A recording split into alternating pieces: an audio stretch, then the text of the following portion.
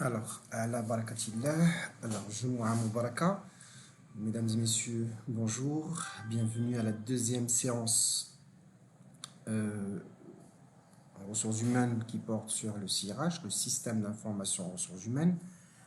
Je fais un petit rappel par rapport à la première séance. On a vu la définition, je dirais, globale d'un système d'information.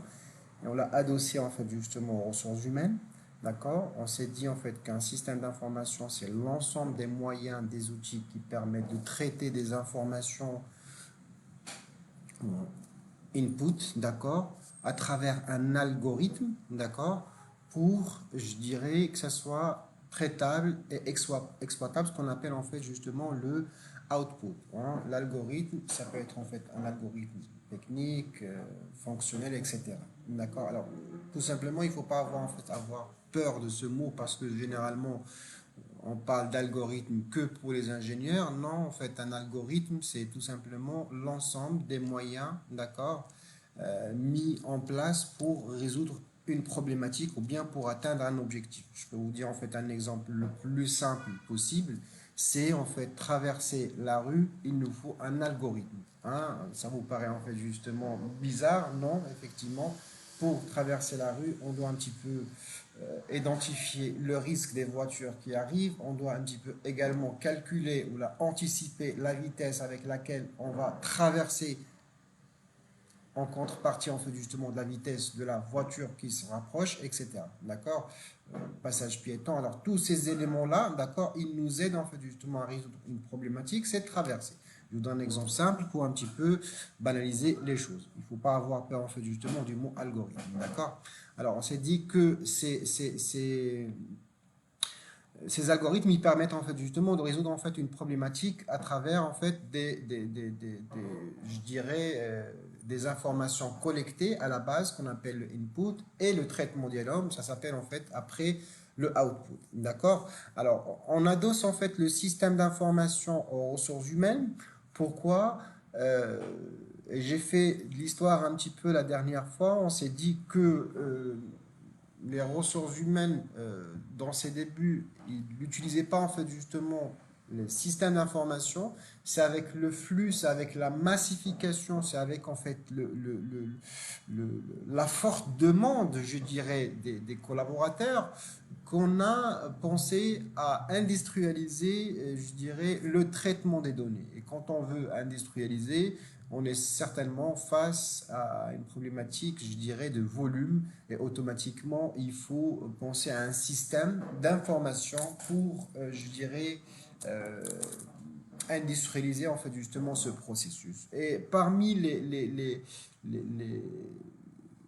volets qu'on peut industrialiser, ou là on peut en fait je ne vais pas parler en fait de digitaliser, mais en fait que ce soit dans un système d'information, il y a premièrement le besoin physiologique de Maslow qui est la paix, c'est le traitement de la paix à la fin du mois de tous les salariés. D'accord? C'est-à-dire la première des choses. Auparavant, certaines entreprises en fait, ils le faisaient manuellement.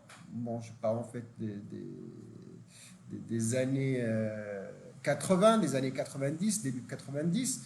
Mais avec le temps, en fait, on a senti le besoin de créer, en fait, ou là, d'avoir un outil qui va nous permettre de traiter, en fait, la paix d'une manière automatique et non pas manuelle. Ça va nous faire gagner du temps. En plus de ça, on aura besoin, justement, des données. Aujourd'hui, il est pratiquement impossible de penser à un système manuel pour le traitement de la paix. Excusez-moi, ça risque de vous choquer, mais au jour d'aujourd'hui, il y a des entreprises qui traitent en fait la paix d'une manière manuelle. Hein.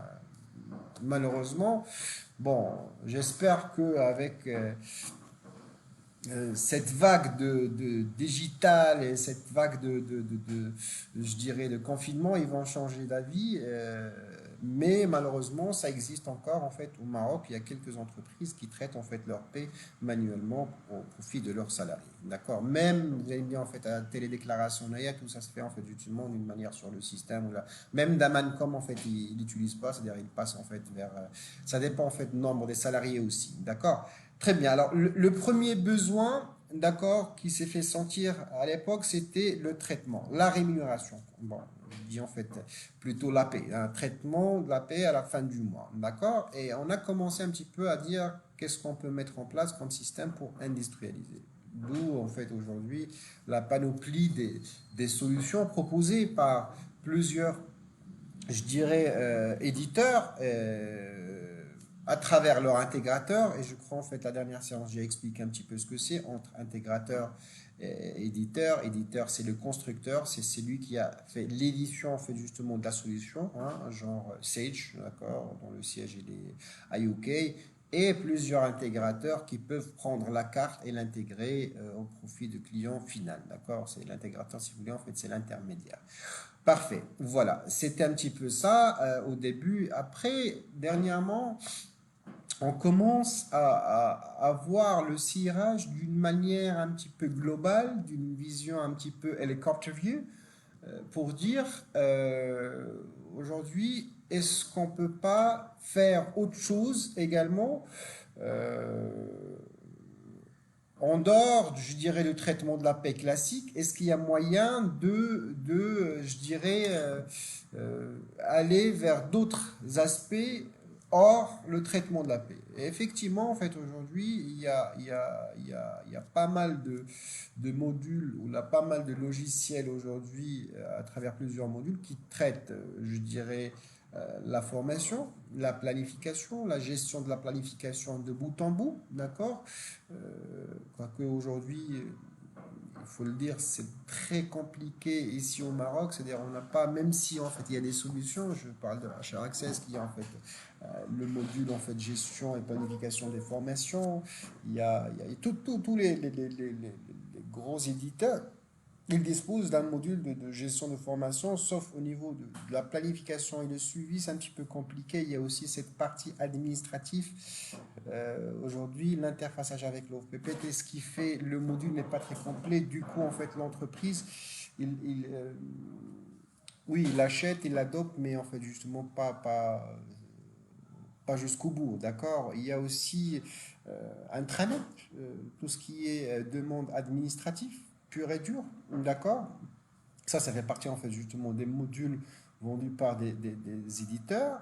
Ça fait partie du CRH, d'accord? Intranet, tout simplement, c'est l'ensemble, c'est un portail, d'accord? Ou l'intranet hein, en interne, d'accord? Dédié pour les collaborateurs pour émettre ou bien demander euh, tout document d'ordre RH, hein, ou demande de congé également, ou je dirais requête de recrutement. Ce qui fait, c'est l'interface entre, je dirais, ou bien la liaison entre la direction de ressources humaines, d'accord, et le collaborateur, quelle que soit sa zone géographique. Nous avons mis en place nous-mêmes en développement spécifique un outil adapté, je dirais, à la PME-PMI, c'est-à-dire pour un petit peu démocratiser la fonction RH et le CRH. On s'est dit en fait que la technologie elle est là, il y a pas mal de solutions open source et on a mis en place en fait une intranet pour nos propres clients adaptés à leurs besoins et leurs spécificités. Vous voyez ce que je veux dire? C'est-à-dire aujourd'hui, c'est plus un luxe, je dirais, d'avoir en fait un intranet. Tout le monde peut en avoir et ça facilite énormément la vie en matière de tracking des demandes de congés, en matière de, je dirais, des attestations, parce que comme je disais en fait justement la dernière fois, que les collaborateurs, ils sont devenus de plus en plus exigeants envers la direction de ressources humaines. C'est plus comme avant. Auparavant, en fait, on prenait tous des congés d'une manière annuelle globale. Maintenant, en fait, aujourd'hui, chacun il a le droit d'identifier ou de prendre en fait la période de congé qui lui convient, qui convient en fait à sa famille, sa petite famille, bien entendu, d'accord. Et en fait, les demandes de visa, ce qui fait, la direction des ressources humaines, elle est plus je dirais, sollicité par les collaborateurs qu'avant. Vous voyez ce que je veux dire? Les dossiers médicaux aussi, etc. Voilà. Alors ça, c'est un volet important au niveau d'intranet. Là, franchement, on sent que les entreprises qui ont opté pour intranet, cette solution ou bien ce module-là, elle est rentabilisée. Pourquoi? Parce que ça crée en fait justement une interaction avec la direction de ressources humaines. Il y a une traçabilité aussi. C'est la valeur et les avantages, parmi les avantages du CRH, il y a la rapidité aussi, c'est très important. La proximité, j'ai pas besoin en fait de me déplacer. Imaginez qu'une entreprise, il a plusieurs entités, d'accord, partout au Maroc, où le siège il est à Rabat par exemple, et on ne peut pas en fait avoir une journée ou 2 jours de déplacement, d'accord, pour une attestation de travail ou bien pour un document. Maintenant, ça se fait et je crois en fait avec le contexte actuel, avec cette conduite de changement, je dirais forcée, euh, je dirais à cause ou grâce à coronavirus, je crois en fait aujourd'hui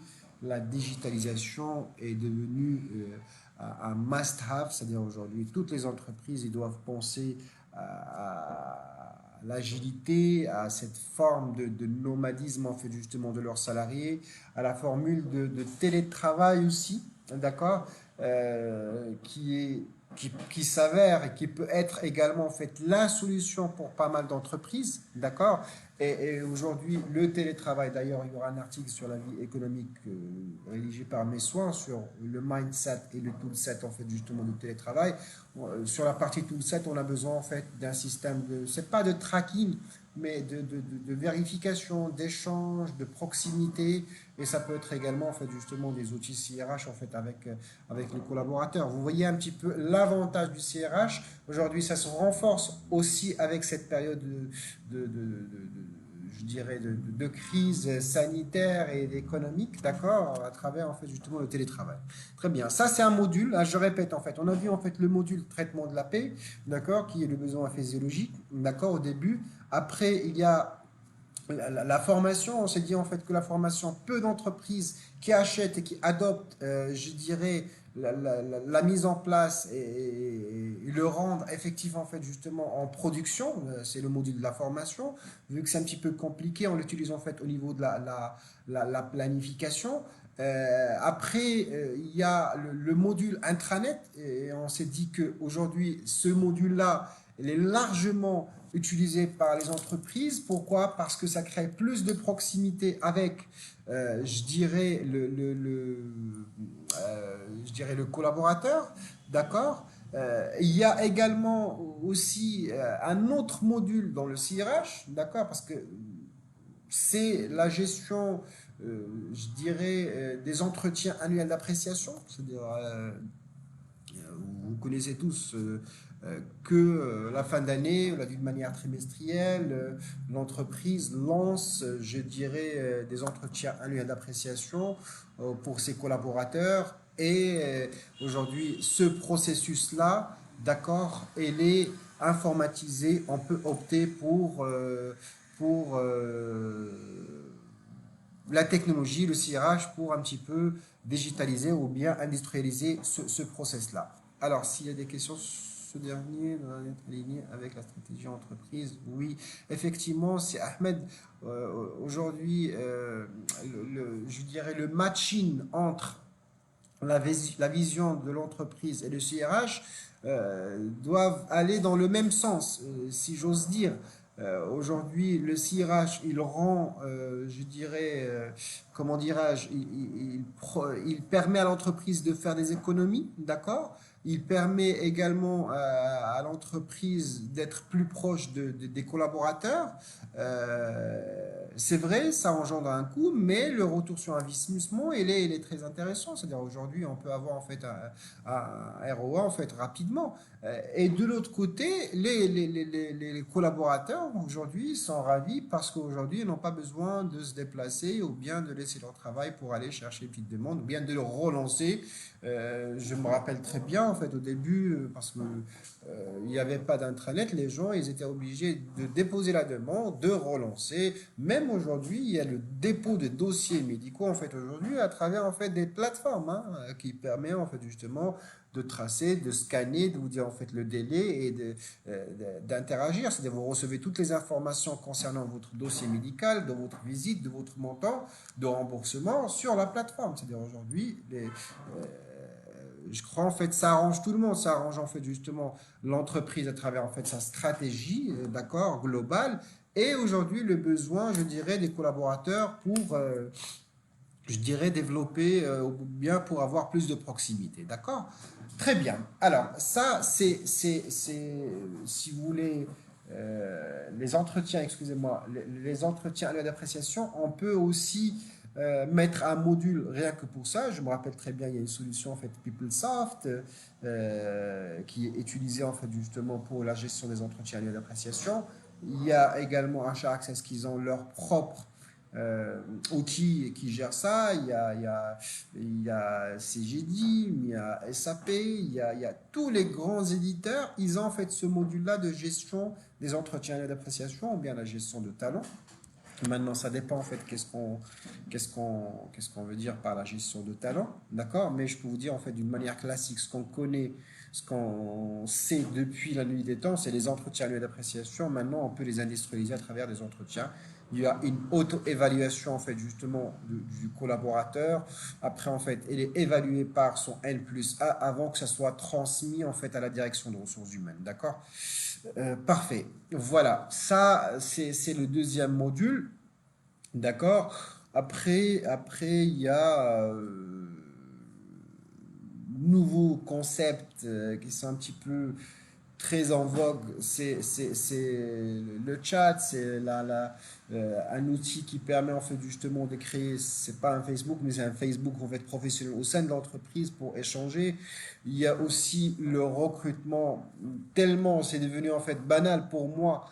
J'ai même pas, c'est même pas la peine en fait de le souligner. Le CRH en fait aujourd'hui, il y a des solutions qui permettent en fait la gestion et le tracking des candidatures.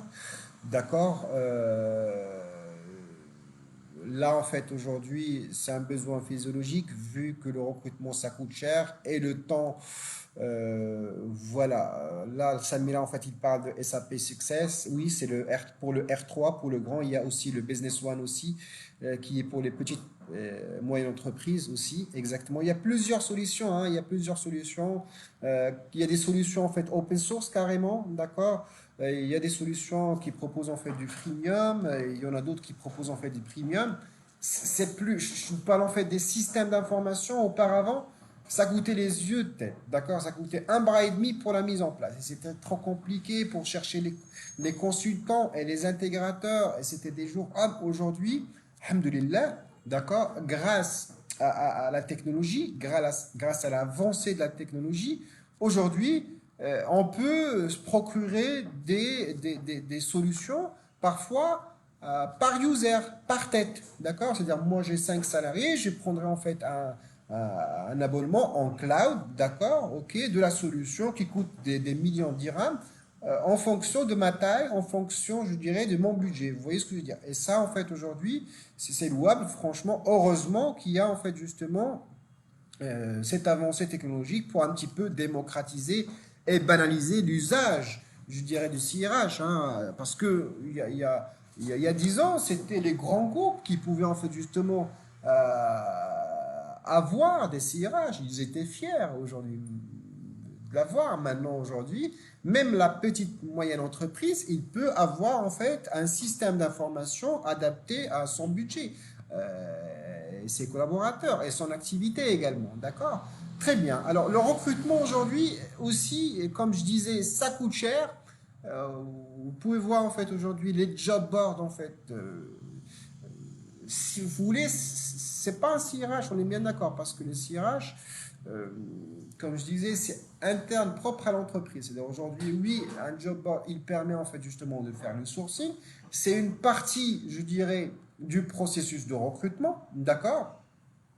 Mais c'est pas tout le processus. Pour moi, en fait, peut-être bien, en fait, la définition, ça change d'un consultant à l'autre. Pour moi, en fait, le CRH, du moment qu'on met le pied, en fait, au sein de l'entreprise, et vous êtes considéré comme, je dirais, salarié, d'accord, à ce moment-là, on commence, en fait, justement à s'occuper de vous, et les données, vos données, en fait, ils sont ils sont traités, ils sont enregistrés dans une base. D'accord?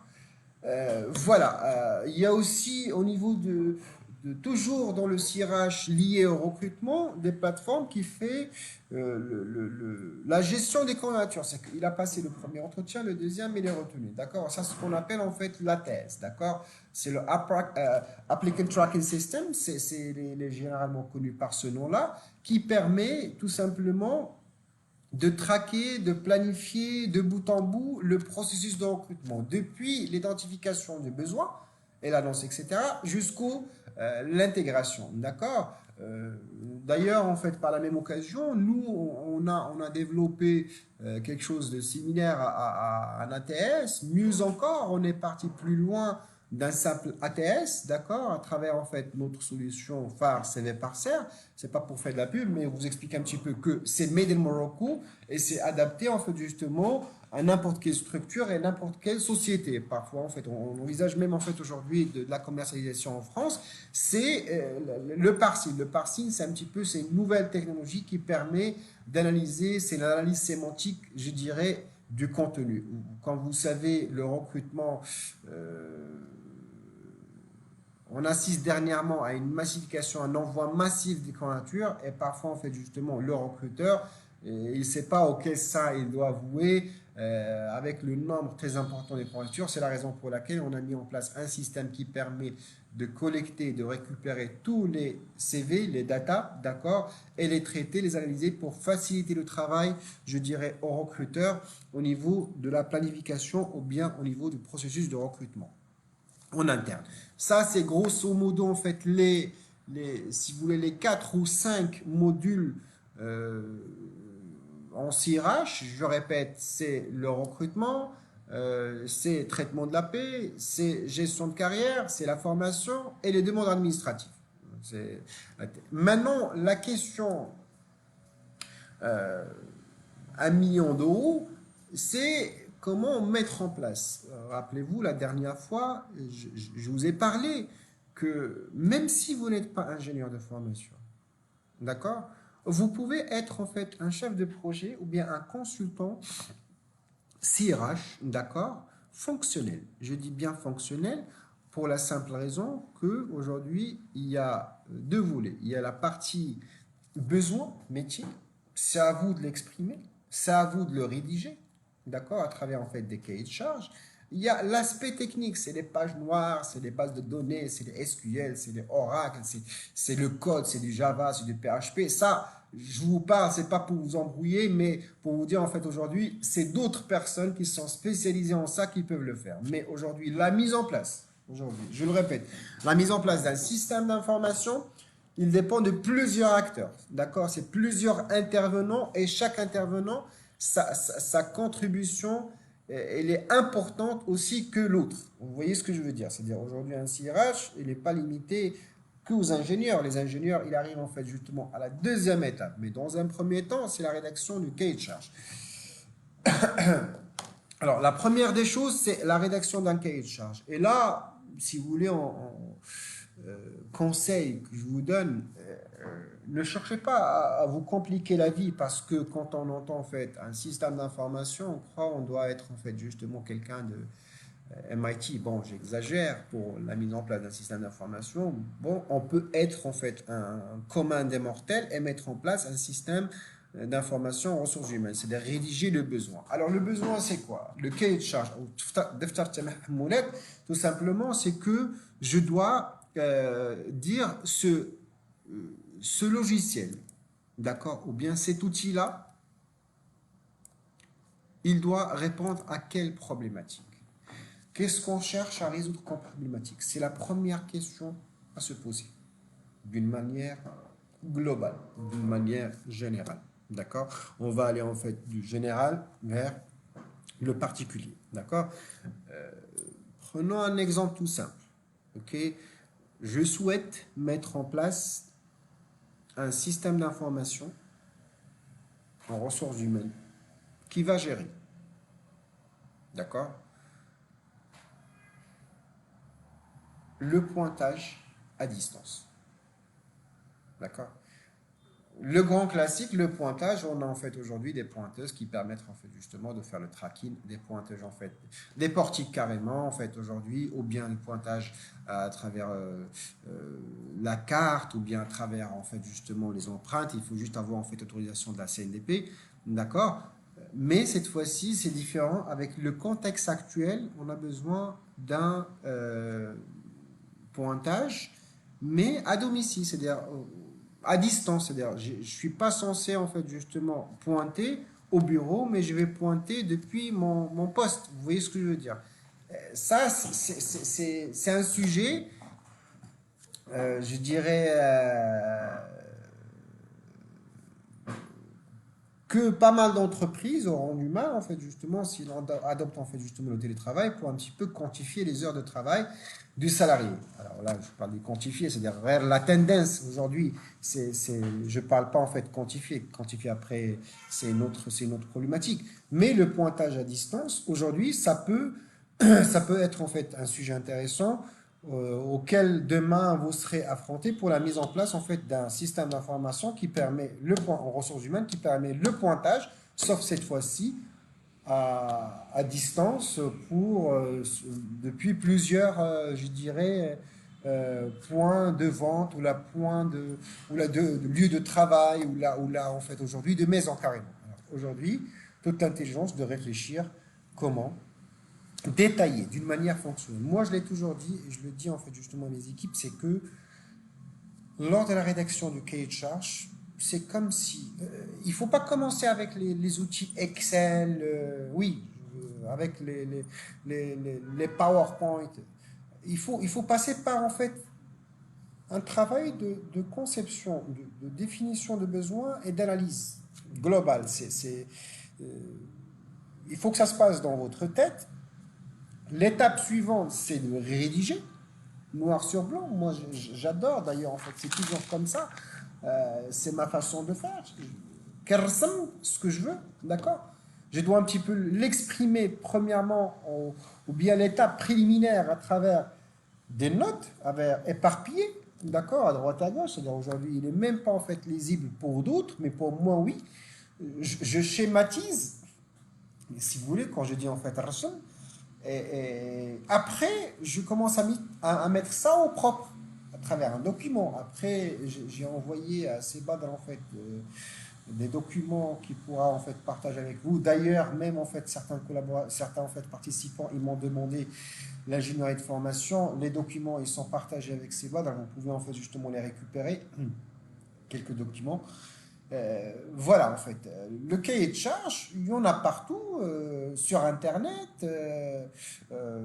J'ai envoyé quelques-uns, mais aujourd'hui, un cahier de charge, il doit répondre, en fait, justement, à des principes. Premièrement, en fait, le contexte. D'accord?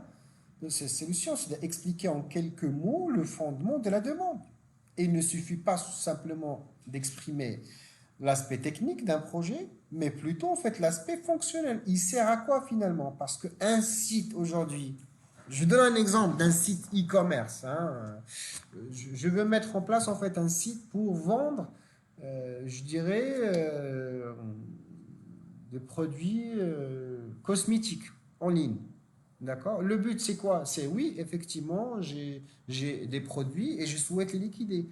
Mais derrière, en fait, je dois un petit peu détailler, d'accord, qu'est-ce que je veux dans mon site, dans cette plateforme. Cliquez ici, payer en ligne, les produits phares, je peux changer moi-même, en fait, justement, les photos. Tout ce détail-là que vous devez, en fait, exprimer, d'accord, et transmettre, je dirais, à l'équipe technique. D'accord? C'est le travail, si vous voulez, messieurs, dames, de là et moi. D'accord? C'est l'assistante en maîtrise d'ouvrage. Son rôle, tout simplement, c'est aider l'équipe technique, d'accord? Excusez-moi, à comprendre le besoin fonctionnel. D'accord? Euh, après après avoir défini en fait le contexte, dans quel contexte on veut mettre en place ça, on a besoin de définir en fait l'objectif, la finalité. D'accord? Après, il y a le fonctionnement, et là, il faut faire très attention parce que le détail de détail compte. Quand on parle en fait de système, on nous a dit en fait que les meilleurs systèmes au monde, ce sont les systèmes les plus simples. Mais pour les rendre plus simples, c'est un travail de longue haleine, c'est un travail en fait, je dirais, euh, très minutieux pour rendre la chose, je dirais, simple. Euh, un exemple, je veux que mes collaborateurs, pardon, mes collaborateurs, que mes clients voient ce produit-là, ils ont la possibilité de comparer avec d'autres produits similaires, en fait. Là, c'est tout un travail derrière. Ça, aujourd'hui, je me rappelle très bien, en fait, on a mis en place une vidéo de 2 minutes, mais ça nous a coûté 2 mois de travail pour la rendre sur la partie fonctionnement est très important. C'est-à-dire l'idée, oui, je peux rêver et tout le monde, euh, c'est légitime de rêver. Mais derrière, en fait, aujourd'hui, pour détailler, pour expliquer, sinon il y aura un problème, en fait, justement, en amont et en aval, et ça va se répercuter sur la pertinence ou bien l'efficacité le projet en général. C'est la raison pour laquelle, en fait, un bon cahier de charge, bien identifié, bien détaillé, expliquera clairement aux prestataires, à l'équipe technique, qu'est-ce qu'on cherche à satisfaire à travers en fait cette solution. Alors, si vous faites en fait des erreurs au niveau de la définition de besoin, vous mettez le mouche en fait aujourd'hui que la solution sera larguée ou là il sera abandonné par l'utilisateur. Alors, il faut penser à tout. C'est très important. Et il faut penser même en fait justement à la conduite de changement. C'est-à-dire pour que les gens adoptent cette solution, il faut que ça soit en fait justement friendly use. C'est un nouveau concept, d'accord, de telle sorte que c'est joyeux, it's interesting d'être sur l'application, c'est friendly use. C'est-à-dire aujourd'hui, j'ai pas à voir en fait la gueule d'une plateforme noire qui fait peur. Vous voyez ce que je veux dire? Bon, je fais référence à aucun logiciel, mais il faut penser à ce détail-là, d'accord? Plus les fonctionnalités, c'est très important, d'accord?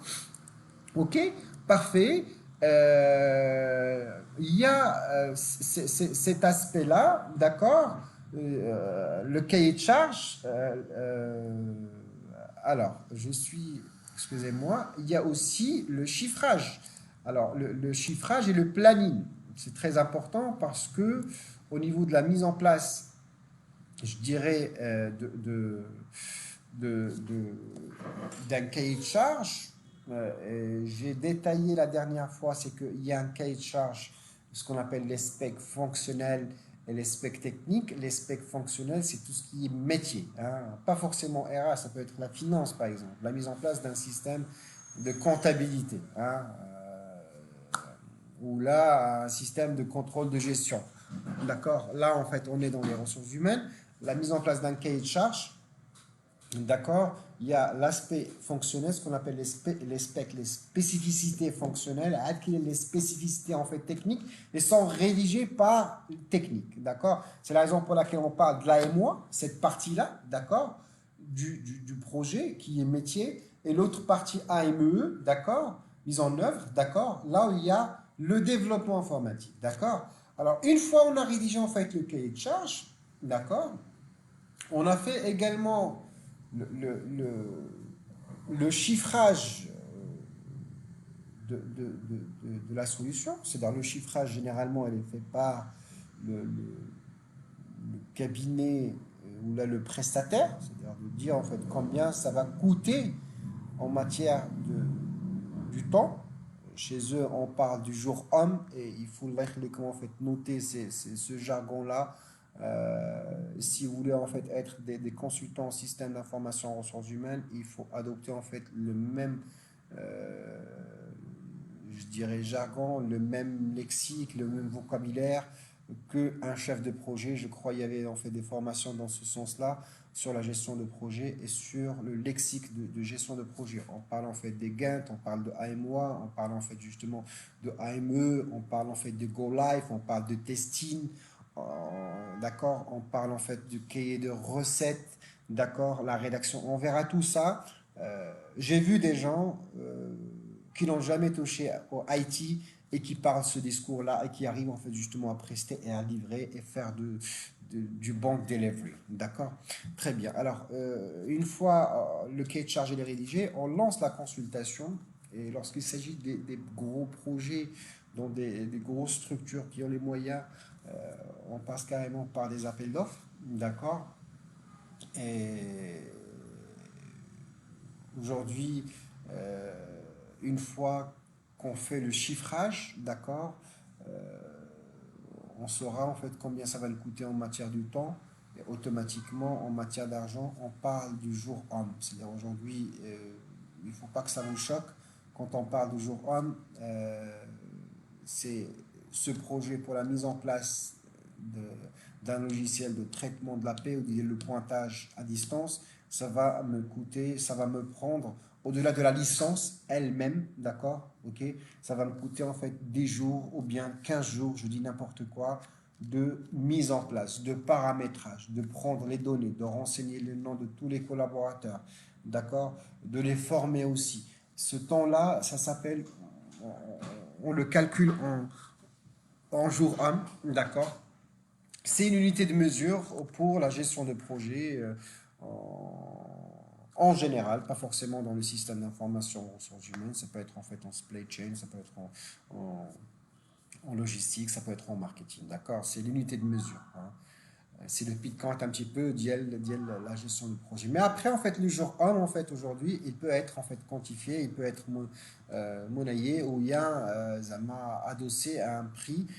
Ça varie, ça dépend en fait de la technologie, ça dépend en fait aujourd'hui du consultant, ça dépend du degré de complexité d'implémentation et d'intégration. Il y a des projets simples là en fait aujourd'hui, je ne vais pas dire les firmes suivant qui installent le logiciel, mais en fait aujourd'hui récupérer des données, former des utilisateurs, installer des bases de données, sécuriser, etc. D'accord. Voilà, ça c'est le chiffrage. Voilà, ça vous donne en fait une idée sur ce que c'est. Et une fois le chiffrage est fait, on doit faire un petit peu la planification, c'est-à-dire le rôle de tout à chacun. Et là, la dernière séance, je vais la dédier carrément sur le rôle d'un chef de projet système d'information, quelles sont les soft skills et les hard skills, c'est-à-dire les compétences techniques et les compétences aussi, je dirais, comportementales. J'irais même en fait de parler de life skills carrément. C'est la nouvelle tendance. C'est pas la nouvelle tendance, mais quelles sont les qualités humaines en fait qu'on doit avoir. C'est comment on gère notre vie en dehors du travail pour il y aura, parce que ça a un impact en fait justement sur notre vie professionnelle, d'accord, et sur la société dont on vit et dans l'entreprise dont on exerce aussi, d'accord. C'est la raison pour laquelle la dernière séance, ça va être dédié. Je vous parle parce que j'étais en charge de pas mal de projets RH et j'ai fait des erreurs, comme j'ai réussi d'autres. Et je serai là, en fait, justement, pour partager avec vous mes échecs et mes réussites, en fait, aujourd'hui. Le bon sens, l'attitude, le savoir demander, tout ça, en fait, on le verra en détail. Je ne vais pas, en fait, tout dévoiler, mais voilà. Alors, une fois qu'on a la planification, les interlocuteurs, les acteurs, il y a des méthodes, en fait, aujourd'hui euh, qui permettent de la planification, de la gestion de projets, des outils, hein. Rappelez-vous que je vous ai parlé la dernière fois que ça va être un petit peu une séance en fait tools. Aujourd'hui, il y a pas mal d'outils sur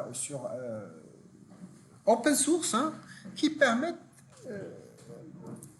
le suivi et la planification des tâches, d'accord, des projets. Parce que quand on parle de projet, en fait, finalement c'est sigma, je dirais, des tâches pour atteindre en fait un objectif.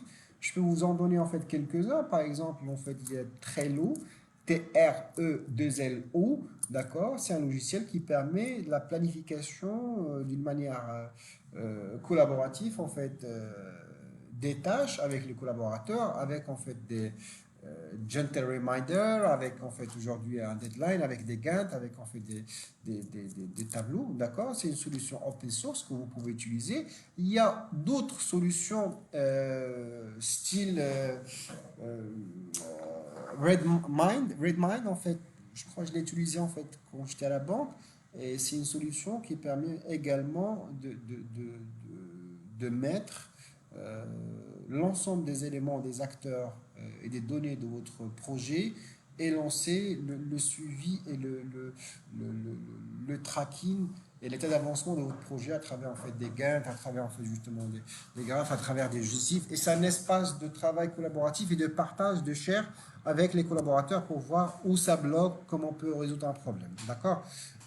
Voilà, ça c'est les outils. Il y a aussi une autre méthode que je vous conseille, que j'utilise même moi en fait aujourd'hui, c'est la méthode agile de Scrum Master. C'est aujourd'hui, euh, il y a trois colonnes. On utilise en fait justement des post-it, d'accord, de plusieurs couleurs.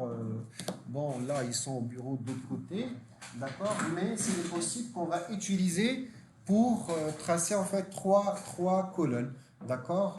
To do, c'est-à-dire qu'est-ce qu'on est censé faire, qu'est-ce qu'il faut planifier, d'accord. In progress, c'est-à-dire en cours, ce qu'on est en train de travailler dessus. Done, c'est-à-dire c'est déjà fait, c'est déjà livré, ou bien ce qu'on appelle en fait le délivré. Ça, c'est des petits outils. Je répète en fait pour l'outil, pour les débutants, vous pouvez aller vers Trello, Trelo. Il y a en fait Redmine aussi, d'accord, plus sophistiqué, qui permet, c'est même pour en fait la PMO. La PMO, c'est Project Management.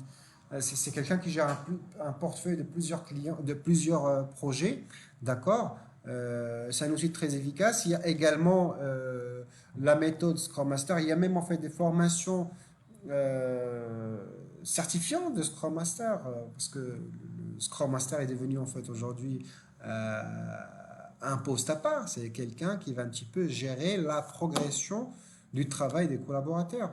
D'accord. Voilà. Ça, c'est un petit peu les outils que vous pouvez utiliser. Euh, Très bien.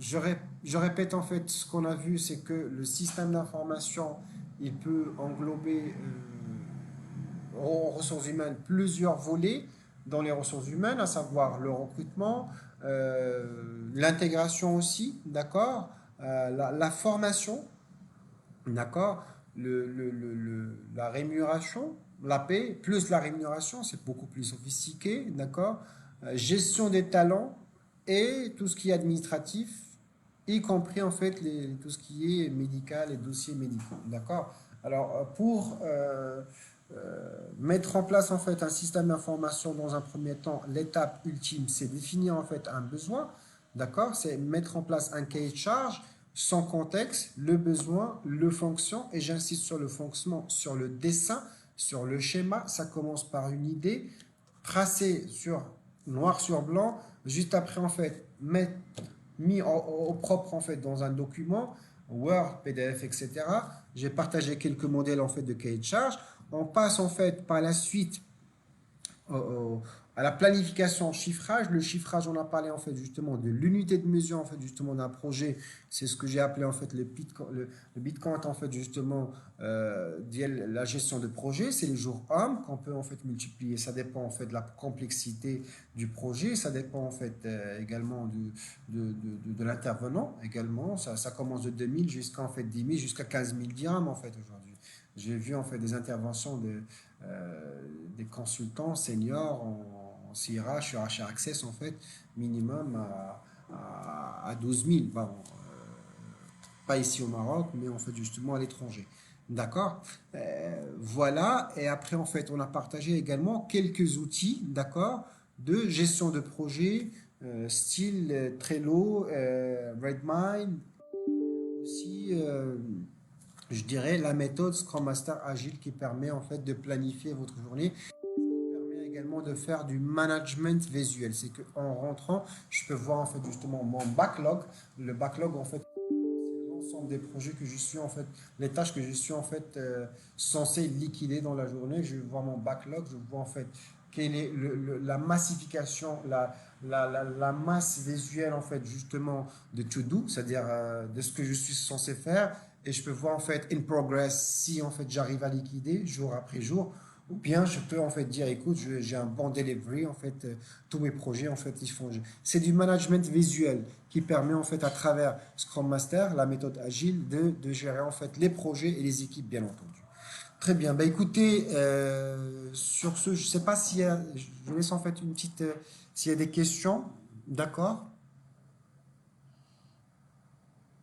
Mhm. Alors, parmi les solutions, j'ai déjà expliqué en fait qu'il y a euh, Sage, d'accord, qui est connu, reconnu, d'accord, dans le monde, qui permet pas mal de modules, euh, je dirais recrutement. Bon, il y a quelques limites, mais bon, de toute façon, euh, le grand classique, le standard de recrutement, traitement de la paie, intranet, la gestion de la formation, la gestion des entretiens et d'appréciation.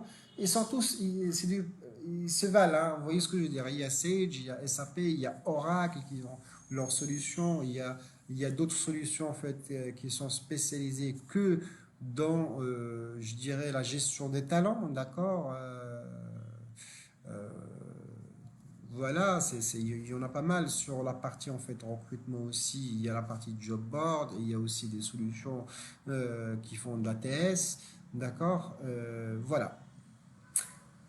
Bah, écoutez, si vous n'avez pas d'autres questions, je vous dis mon baraka encore une fois et bon week-end.